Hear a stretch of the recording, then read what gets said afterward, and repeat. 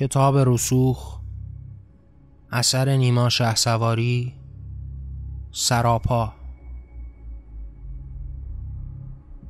پشت پنجره آرام بر جایش خشک مانده بود. خیلی وقت بود که حوصله حرف زدن با کسی را نداشت. دلش از همه چیز این دنیا گرفته بود. مادرش در به اتاق را باز کرد. داخل آمد تا ظرف غذایش را کنار تختش بگذارد، اما او پرخاشگرانه گفت که اتاق را ترک کند. مدتی بود که با مادرش هم قهر کرده بود. حتی حوصله صحبت کردن با او را هم نداشت. آخرین بار دعوای بدی با هم داشتند. خوب به خاطرش می آمد که چگونه مدام به مادر می گفت چرا مرا به دنیا آورده ای؟ چرا پای مرا به این جهان گشودی؟ و مادر مستعسل بدون هیچ جوابی از کنارش گذشته بود و بعد هم خودش با او قهر کرد و دیگر با او سخنی نگفت.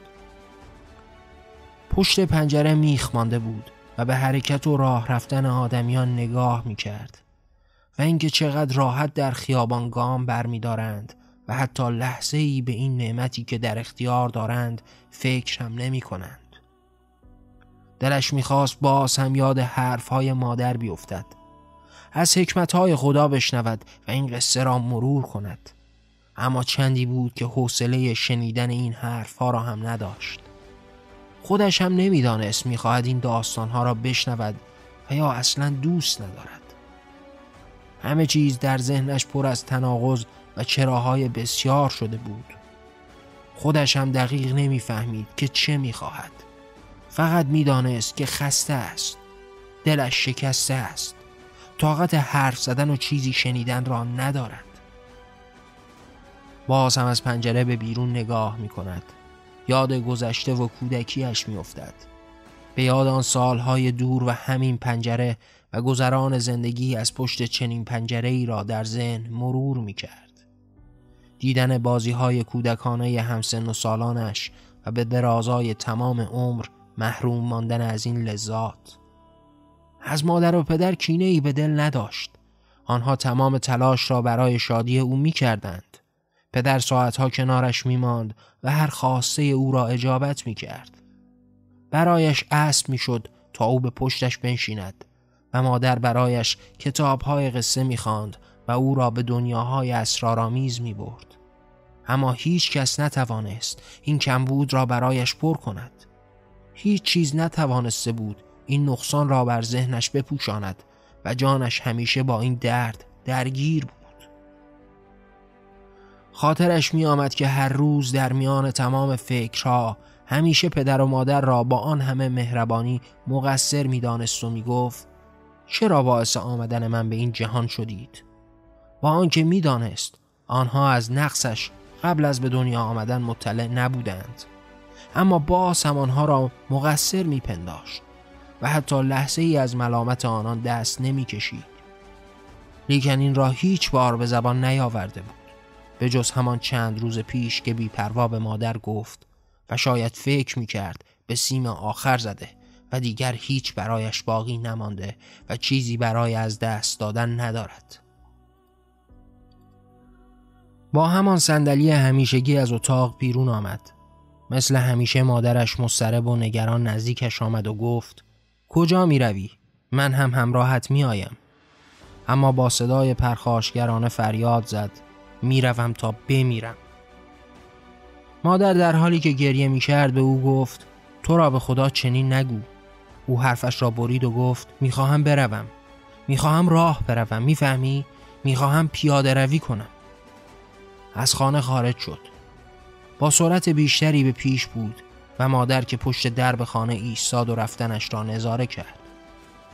خودش را به سرعت به نزدیک تپه‌ای رساند و تصمیم گرفت که بالا برود. برایش خیلی سخت بود، اما تصمیمش را گرفته و کسی قدرت این را نداشت تا او را منصرف کند.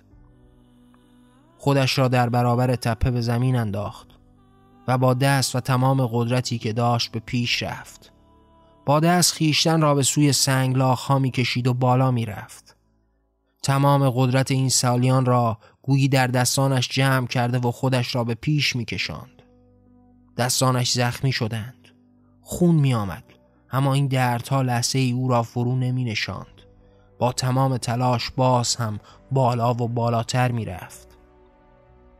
در تمام عمر خودش را هیچگاه تا این حد مصمم ندیده بود. وجودش سراسر نیرو و نیرویش به دستانش آمده بود. با هر تلاش خود را به بالای تپه رساند و سرآخر به قله کوتاه رسید.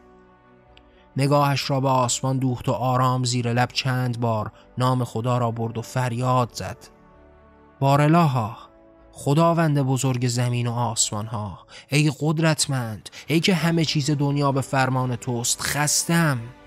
به طول تمام سالهای زندگیم خستم از تحقیر شدنهایم، خستم از آرزوهایم و از نرسیدنهایم. تو صاحب و بزرگی، تو قدرت همه چیز را داری. خداوندا، همه چیز این جهان به حکمت توست. شاید بودن من هم به حکمت تو باشد، لکن از حکمتت خستم. من توان درک این حکمت را ندارم. بارالها، من تنها پاهایم را میخواهم. همان پاهایی که از بدو به دنیا آمدن من از من دریغش کردی. بچگیم سوخت، جوانیم خاکستر شد.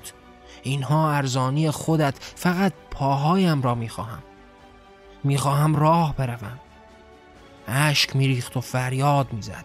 آنقدر گفت تا خوابش برد. سرزمینی در برابرش بود. سیلی از جانداران را میدید. انسان و حیوان و گیاه همه زندگی میکردند و پیش میرفتند، لیک او میدید و زشتی ها را میجست. بر این زشتی ها و طریقت فکر میکرد و به راه های بزرگ و کوچک میرسید. میفهمید آنچه آنان نمیفهمند و شاید نمیبینند. خودش را دید که از آنها کمی پیشتر است. جلوتر راه میرود و جماعت بیشماری به دنبالش آمده از طریقتش بهره میجویند. به ذهنش هزاری جرقه رسید. فکر کرد و دانست. قلم به دست گرفت، نوشت، نقاشی کشید و یا شعر گفت.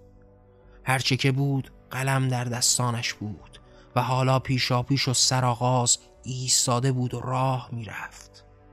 پای نداشت، لیکن پای دیگران شده بود. خدا هم بود، شاید هم نبود.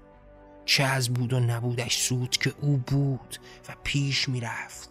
این بار پای داشت، پای قدرتمند و بزرگ، اما نه بر تن خویش که به هزاری دیگر پا شده و در پیش بود.